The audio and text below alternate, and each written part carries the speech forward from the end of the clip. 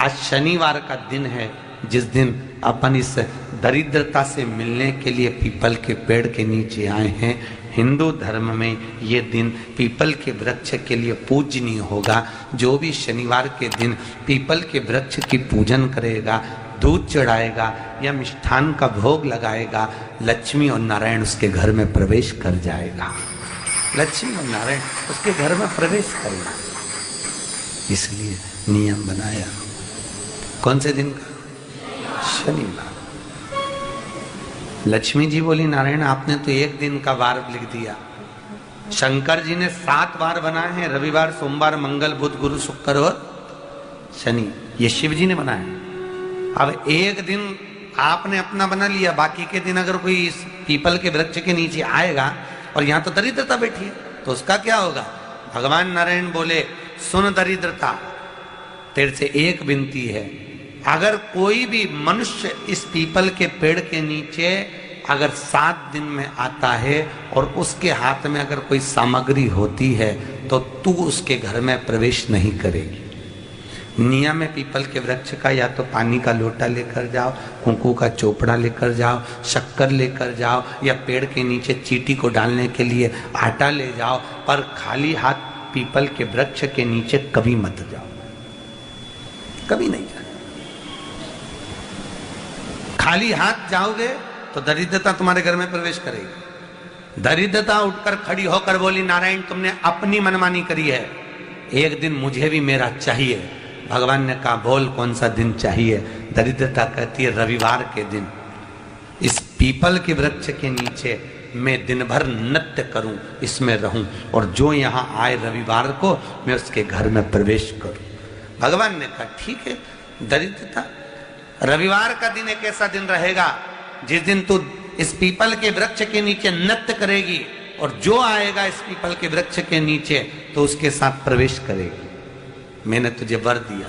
इसलिए हमारे यहाँ केवल पीपल का वृक्ष अगर दीवार में भी लग जाता है ना, किसी की फैक्ट्री की दीवार में, किसी के घर की दीवार में पीपल का वृक्ष अगर लग जाता है, पीपल का पौधा लग जाता है, उसको कितना भी तोड़ लो वो वापिस लग जाएगा। फिर तोड़ोगे फिर लग जाएगा। अगर पीपल के पौधे को तोड़ना है तो केवल रविवार का दिन एक नींबू, एक मिर्ची और बमूल का कांटा, ये 3 चीजें रखने के बाद में आधे घंटे बाद रविवार के दिन पीपल के पेड़ को उखाड़ कर फेंक दो।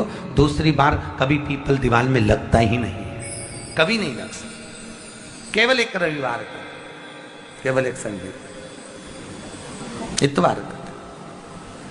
घर में दीवारों पर अगर पीपल लग भी गया है, इसलिए पीपल के वृक्ष को उखाड़ने का, अगर घर में पीपल लगा हुआ है या पीपल का पौधा हमारे घर में लग गया, उसको उतारना, निकालना, लगाना, तो पीपल के वृक्ष को अगर निकाला जाता है तो रविवार के दिन, और अगर पीपल के वृक्ष को कहीं लगाया जाता है तो सोमवार के दिन या मंगलवार के दिन, बुधवार के दिन, इन दिनों में लगा सकते पीपल के वृक्ष कहीं लगाना।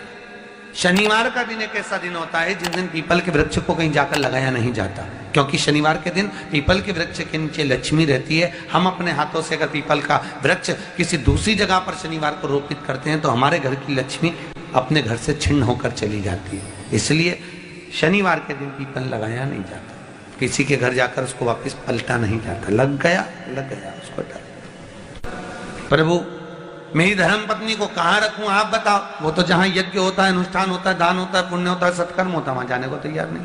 अब करूं क्या? भगवान ने बोला, एक काम करो। दुर्वासा जी बोले, जिसके यहाँ रात्रि में बर्तन झूठे पड़े रहते हो, उसके घर में इस दरिद्रता को लेकर तुम प्रवेश कर जाना। जिसके यहाँ रात्रि में बर्तन झूठे पड़े हो, वहां लेकर प्रवेश कर जाओ। दूसरी जगह दुर्वासा जी बोले, जो स्त्री घर में दोपहर के समय पर सो रही हो, उसके घर में इसको लेकर प्रवेश कर जाइए। जो स्त्री दोपहर के समय में घर पर सो रही हो, इस दरिद्रता को लेकर प्रवेश कर जाइए। तीसरा, जिसके यहाँ पर दरवाजे पर कांटे वाले पौधे लगे हों, उस घर में इस दरिद्रता को लेकर प्रवेश कर जाइए। दरिद्रता, कितनी सुंदर बात कही है। दाता और विधाता, कौन कौन? दाता और विधाता। लक्ष्मी और दरिद्रता के सगे भाई हैं। कौन कौन? दाता और विधाता। दाता को फिटकरी प्रिय है, विधाता को नमक प्रिय है। ये दोनों हमेशा लक्ष्मी को और दरिद्रता को दोनों को समझाते थे, दोनों में प्रेम बढ़ाते थे।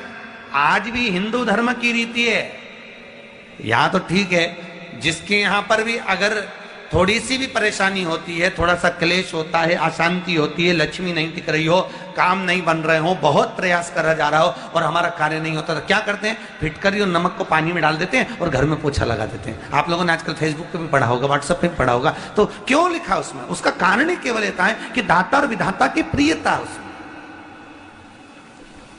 माता ख्याति के जो 4 बच्चे हुए, इसमें जो 2 लड़के हैं, दाता और विधाता, उसकी प्रियता उसमें, उसकी पूर्णता उसमें। अब दुर्वासा जी बोले अपनी धर्म पत्नी को वहां लेकर, जहां कांटेदार पौधे लगे हों वहां पर लेकर प्रवेश कर जाइए। कांटेदार पौधों में उस दरिद्रता का निवास हो गया।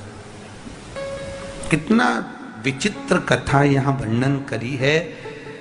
श्रीमद् भागवत के अंतर्गत जो वर्णन किया कि मृत्यु निश्चित है, रोग ऐसा शनि महाराज के कारण हो गया हो, अच्छे काम करते करते उल्टे हो रहे हैं, होते हैं किसी किसी के साथ में, विपरीत परिस्थितियां आ जाती है, अच्छा करने जाओ बुरा हो जाता है,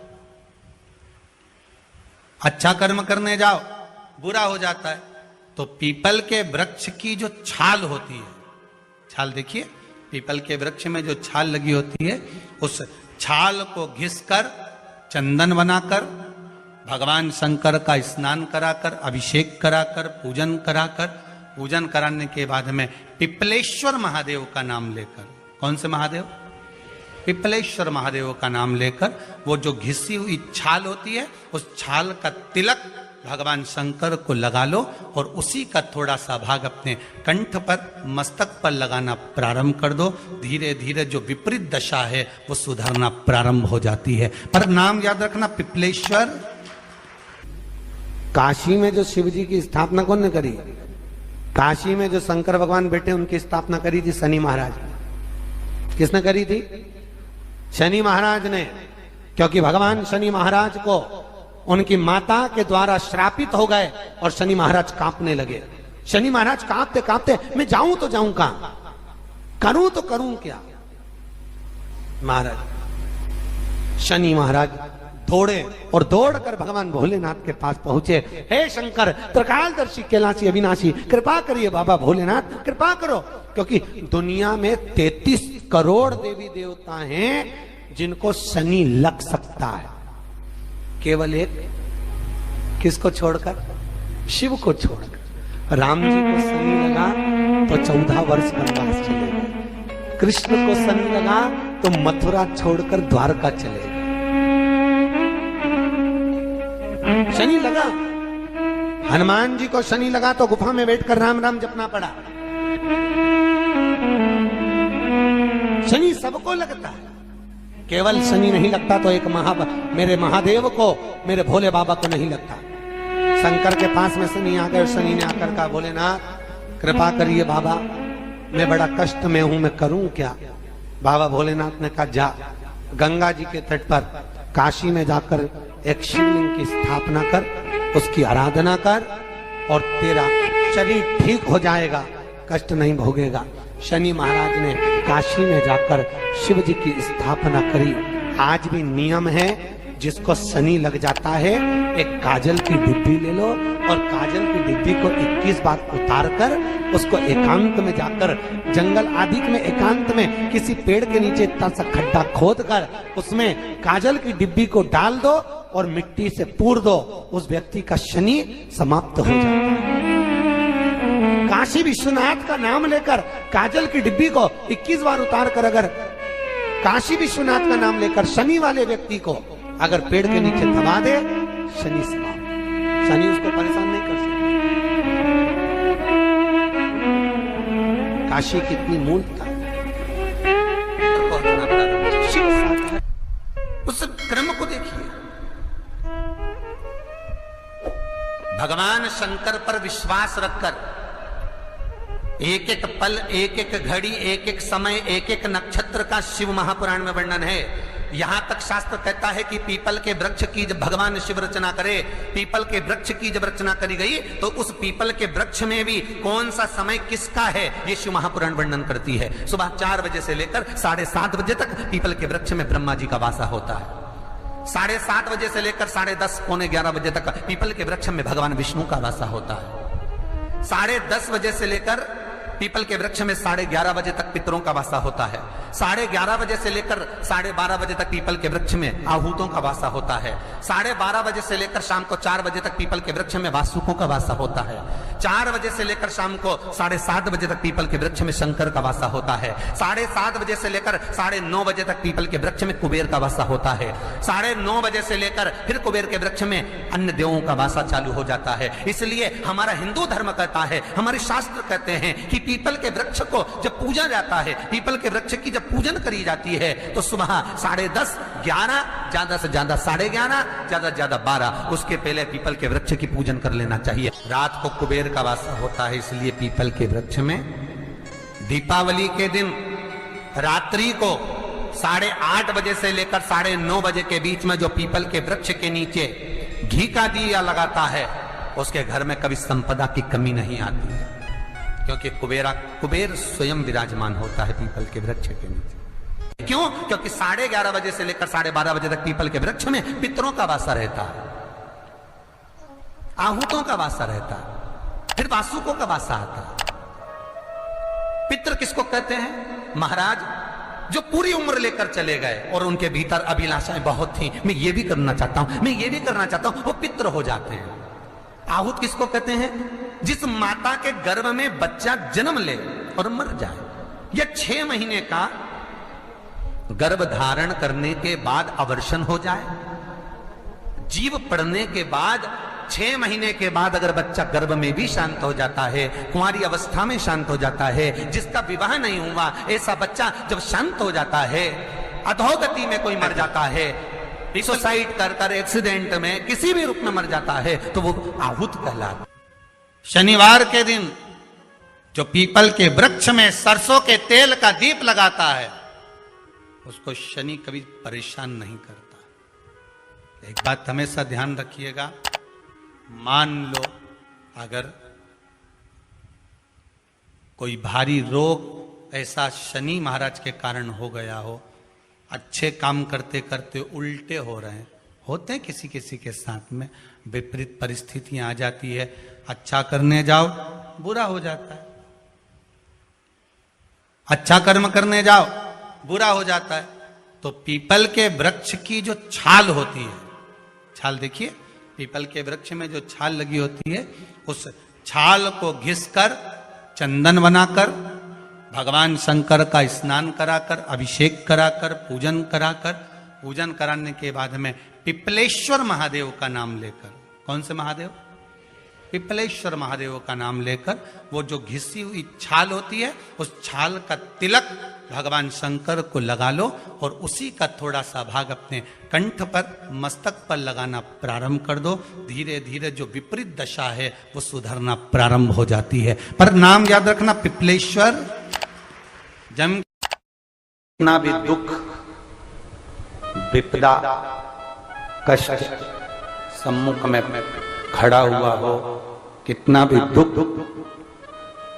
पूंजी धन की अगर आपको कमी पड़ रही है और ऐसा लग रहा है कि मेरे पास में कुछ भी नहीं, हम तो यहां तक कहेंगे कोई मकान बना रहे हो, बेटी का विवाह कर रहे हो, बेटे का विवाह कर रहे हो, कोई अच्छा कार्य कर रहे हो, धन संपदा की भी कमती दिखे तो समय पर कांता भगवान का स्मरण कर, कांता चक्र का स्मरण कर, शिव और नारायण का नाम लेकर, एक बेलपत्र, एक शमी पत्र, एक श्वेत पुष्प, एक लाल पुष्प, दोनों हाथ में लेकर भगवान शंकर के अशोक सुंदरी के स्थान पर अगर समर्पित करा जाए तो संपदा की भी कमी नहीं आती। वो कांता चक्र है जो नारायण के। यहां तक शिव महापुराण की कथा कहती है, अगर कोई विद्वत ब्राह्मण ने आपको बताया है कि आपके घर में पितृदोष है, कोई विद्वान ब्राह्मण ने बता दिया कि आपके घर में काल सर्प दोष है, कोई विद्वान ब्राह्मण ने बता दिया कि आपके यहाँ पर ये वास्तु दोष है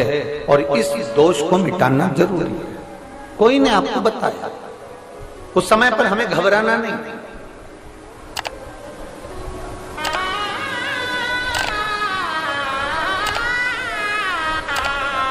उस समय में घबराने का क्रम नहीं है। कहते हैं पीपल का जो जल झड़ता है पीपल के वृक्ष से, आप लोगों ने कभी देखा है कि नहीं देखा, वो हमको नहीं मालूम।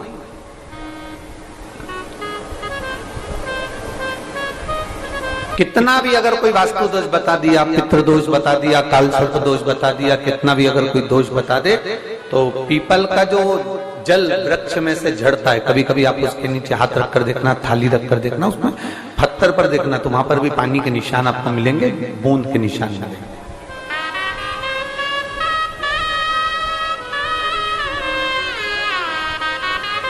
मात्र उस पीपल के वृक्ष के जल की एक बिंदी, एकमात्र बिंदी,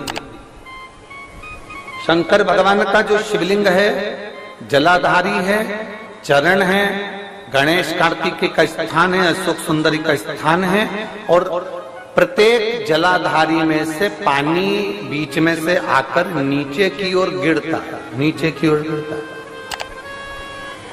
आप लोगों के स्मरण में हमने पहले भी बताया कि राइट में किसका स्थान है, गणेश जी का, लेफ्ट में कार्तिक के, बीच में अशोक सुंदरी। ये क्या है, पार्वती जी का हस्त कमल शिवलिंग, और ऊपर से जो जल एक एक बूंद शंकर जी के शिवलिंग पर गिर रहा है, वो शंकर जी की 5 लड़कियां जया, विषहरा, शामली बारी, दौतली और देव, शंकर जी की 5 लड़कियों एक एक बूंद पानी शिव जी पर गिरा। जहां जल नीचे गिरता है उस स्थान से जहां तक जल बहकर जा रहा है, उस स्थान तक 33 कोटि देवताओं का स्थान, 33 कोटि देवताओं का स्थान। अब जहां पानी आया, जहां नीचे गिरा, उसके बीच में जो स्थान होता है, आप लोगों ने देखा है कि नहीं देखा? जिनने देखा है जरा हाथ उठाओ।